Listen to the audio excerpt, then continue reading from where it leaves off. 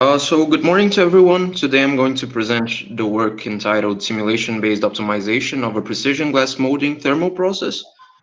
This work was supervised by Dr. Engineer Ganglio from Fraunhofer IPT and Professor Dr. Rodolfo Cesar Costa Flesch from UFSC. For the agenda, we first start with the problem statement, followed by the research approach, and then results and the conclusion.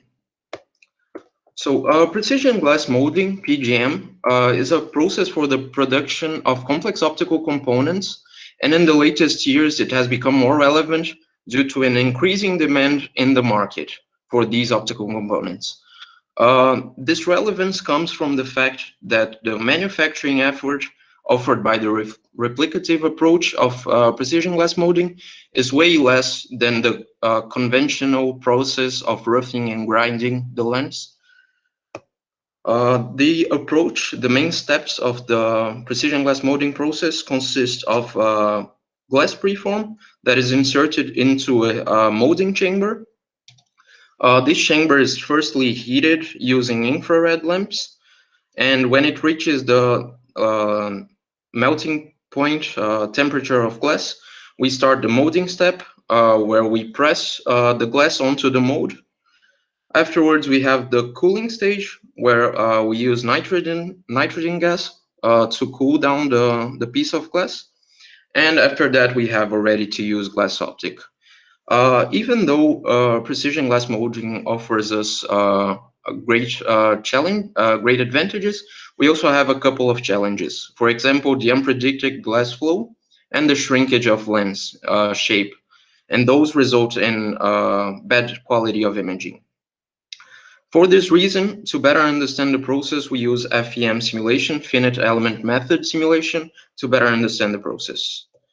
The current thermal model of PGM simulation considers first radiation between infrared lamps and the mold assembly, also convection between the nitrogen flow and the mold assembly, conduction between the parts, and also contact conductance between cooling plates and mold assembly, and also glass and mold assembly. The simulation is transient for both heating and cooling phases. However, we still have a couple of problems. The first one is that we have a complex thermal model with mixed simultaneous heat transfer phenomena. On top of that, we also have unknown thermal parameters that we divide into operating point dependent parameters and operating point independent parameters. For example, the operating point dependent parameters, we can specify the convection coefficient that is strongly dependent on the nitrogen flow rate that is inserted into the machine. On top of that, we also have unknown models, for example, the infrared lamps, which is a really hard system to model, because in the simulation we need to measure the temperature of the infrared lamps, but physically we cannot measure this point. So for this reason, the current approach is to use a simulated PID to estimate this temperature, closing the loop in the measuring points, temperature measuring points here. However, this approach adds dynamical error to the simulation and also tries to compensate modeling errors that could not be inherently from the infrared lamps, but also from convection models or others. The research approach, the main goal is to analyze if it's viable to use simulation-based optimization within PGM to do the parameter identification. And the architecture for the identification is to use simulation-based optimization, which consists of integrating optimization techniques into the simulation.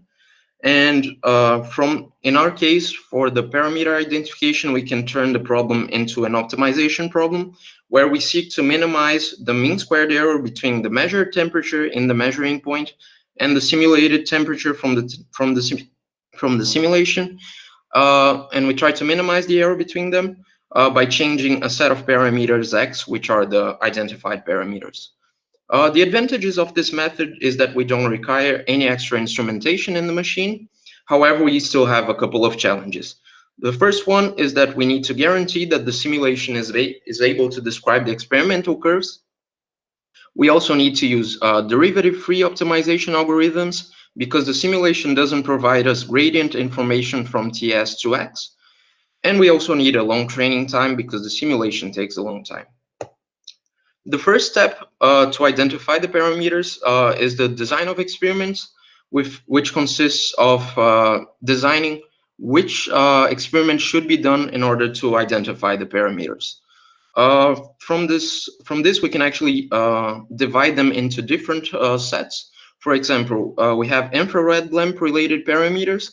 Currently, we don't know exactly the value for emissivity between the mode system and the lamp system.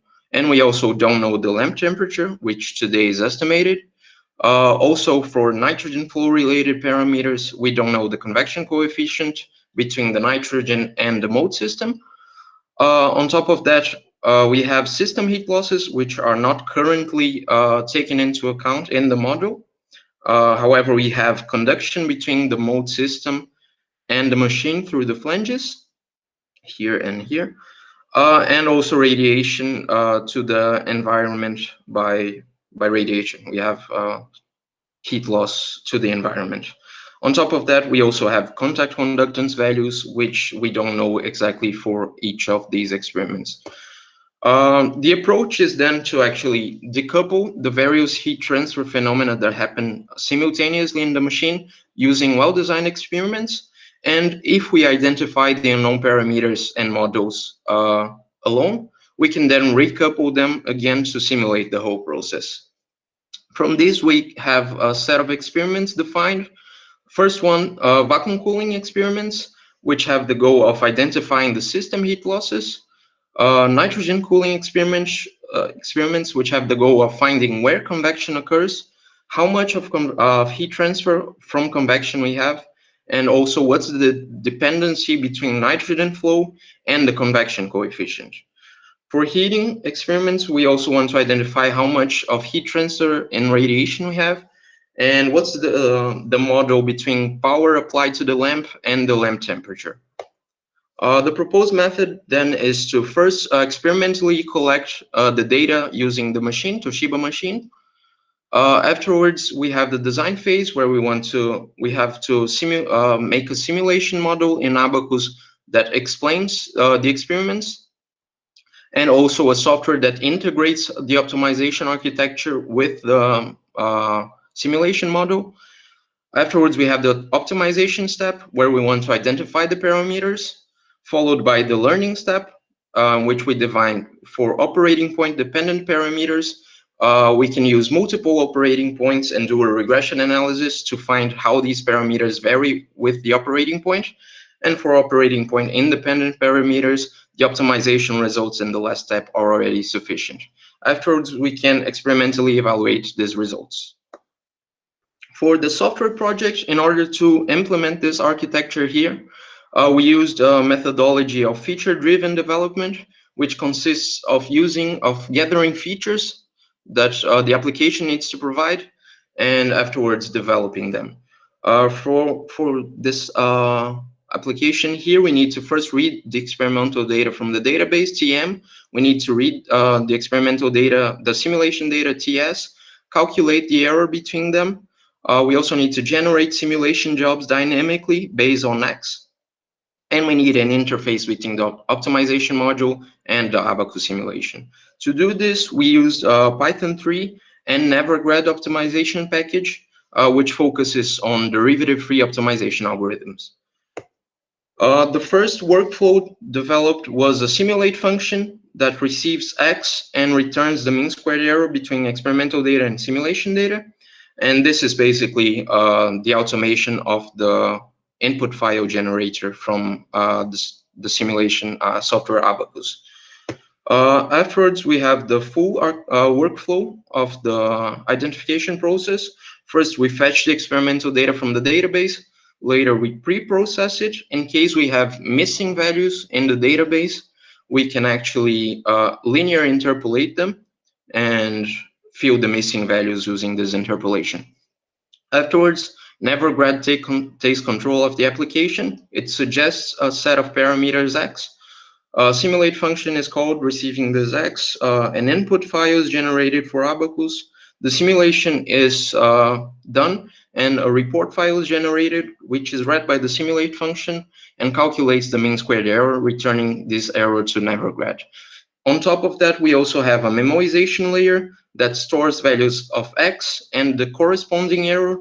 In case repeated simulation needs to be done, we can actually just get the value from the memoization layer instead of doing the whole simulation again. The results, first for vacuum cooling experiments, the experiments consisted of heating up the machine to a high temperature and letting it cool down in vacuum. And the following heat transfer phenomena are involved in this experiment. We have conduction heat loss through the flanges, contact conductance between cooling plates and mold assembly, and we have radiation heat loss to the environment. And from this, we can actually identify conduction coefficient, emissivity of radiation, and contact conductance. However, in order to choose an algorithm to do this parameter identification, an algorithm benchmark was proposed comparing 3 different derivative-free optimization algorithms, Nauders-Mead, Bayesian optimization, and particle swarm optimization. And for the first hypothesis to actually test the optimization algorithms, we used a hypothesis that the conduction heat loss will be learned, radiation heat loss will be learned, and contact conductance will be kept the same value as in the current simulation, 2400. The best result, mean squared error here, was found by particle swarm optimization of 8.77. From this, we can actually use particle swarm optimization for the next identification processes. For vacuum cooling, the first hypothesis was already presented in the last slide. And a second hypothesis was that the contact conductance value should be learned. From this hypothesis, we got a mean squared error of 1.62 degrees Celsius, which is a good value. And here we have a comparison between experimental data in blue and each hypothesis, the hypothesis 1 in red and hypothesis 2 in green. We can see that the green curve actually is on top of the blue curve, meaning that the hypothesis can explain the experimental values. Here we have the graph for the lower mode temperature and for the upper mode temperature on the right. An analysis of the vacuum cooling results. First, the benchmark showed us that particle swarm optimization is the best algorithm given the limited set of hyperparameters. We also were able to identify conduction coefficient, emissivity of radiation, and contact conductance. We found a decrease in the gap conductance between our current simulation and the learned value, so from 2400 to 603. And that is expected because it's a vacuum cooling experiment, and therefore we have a reduce of the area of heat transfer in the gap. We also, the identified gap conductance found agrees with Ostrashov, and we found a small emissivity value of 0.017, and that is due to the machine thermal isolation, which reflects most of the radiation back to itself. For nitrogen cooling experiments, we first heat the machine to a high temperature and let it cool down using nitrogen flow. The model is the same as in the vacuum cooling. However, we have now the addition of nitrogen convection. Here in the top, in the bottom, and in the side, we have natural convection. And we can identify the set of parameters. The first hypothesis, we assumed that the vacuum parameters would still be the same, except for the conduction heat loss, which would increase due to the fact that there is nitrogen in the machine. However, the mean squared error was 269. Afterwards, the second hypothesis, we assumed that we would learn natural convection. We had a decrease in the MSE, but not that much. The third hypothesis, we learned contact conductance value, and that decreased a lot, the MSE. And the fourth hypothesis, we learned both conduction heat loss, contact conductance, and natural convection. And this gives us an MSE of 1.62, which is a good value. Here we have the comparison between experimental values and each hypothesis. We can see that the red line is on top of the blue line. meaning that the fourth hypothesis was able to describe the experimental curve for the lower mode and upper mode. Using hypothesis 4, we can actually find the parameters for multiple operating points. First, as 60 liters per minute, which was already presented in the last slide, and also for 40, 20, and 10 liters per minute. Here we have the corresponding parameters and the MSE found. From this operating point analysis, we can actually do a regression analysis comparing the operating point of nitrogen flow and the corresponding parameter. From here we have a graph comparing nitrogen flow and lower convection coefficient. We have the data here, and we have fitted a linear function on top of that. The linear function is described by this equation, by this function, and we found a coefficient of determination r squared of 0.96, meaning that 96% of the data can be explained by our model, by our fitted model. Here we found r squared of 0.99, 96 here, and for gap conductance, we actually had to fit a polynomial. We did a polynomial regression using a second order polynomial. Since we have few data, we had a really big, good coefficient of determination, but that doesn't actually mean that all of the parameters can be identified by the model. As an analysis, we identified convection coefficient, natural convection, and contact conductance.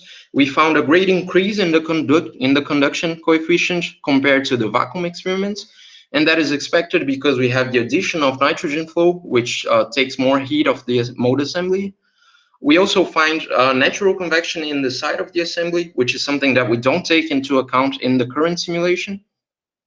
We found a great increase in the gap conductance, and that is due to nitrogen filling the gap and increasing the heat transfer area. And we also did a regression analysis to find the relation between operating points and the parameters. Afterwards, we can experimentally evaluate these results. First, for a non-operating point. So we repeated experiment using 20 liters per minute nitrogen flow. We used the previously identified parameters and simulated them, and we found an MSE of 4.13 degrees Celsius compared to 1.45 degrees Celsius. Here we have the experimental and simulation comparison in lower and upper mode. And for we also did experimental evaluation for unknown operating point. We did experiment in 30 liters per minute, used the regression analysis to estimate the parameters, and we found an MSE of 50.26 degrees Celsius, which is a bad value. However, since we used a few observations to do the regression analysis, we assumed that the model was actually modeling noise as well. So in order to prove that, we did a further optimization close to the regression estimation, and we found an MSE of 1.03 degrees Celsius. And this means that the regression is actually pointing in the right direction, however, not to the right point. Here we have the comparison between experimental and simulation data. And for the analysis, non-operating point analysis proved us that the identified data can explain the experimental curves and is physically reliable. And we found a difference in the MSE values, and that might be caused to small changes in the assembly or temperature change of nitrogen or ambient temperature between the experiments. And for unknown operating point evaluation, it showed us that we need more data to improve the regression analysis. For the conclusion, we proved that identification approach is viable. Our results agree with the experiments in an order of 1 degree Celsius to 2 degrees Celsius of mean squared error. And the further plan is further evaluation of the models in the remaining operating points. Also, a further identification of nitrogen cooling parameters in other operating points. And also experiments with heating to identify the LAMP model. Thank you for your attention, and I would like to thank Fraunhofer IPT UFSC and the Department of Automation and Systems, RWTH Aachen University, and Dr. Engineer Ganglio and Professor Dr. Rodolfo Cesar Costa Flesch for the support in this work.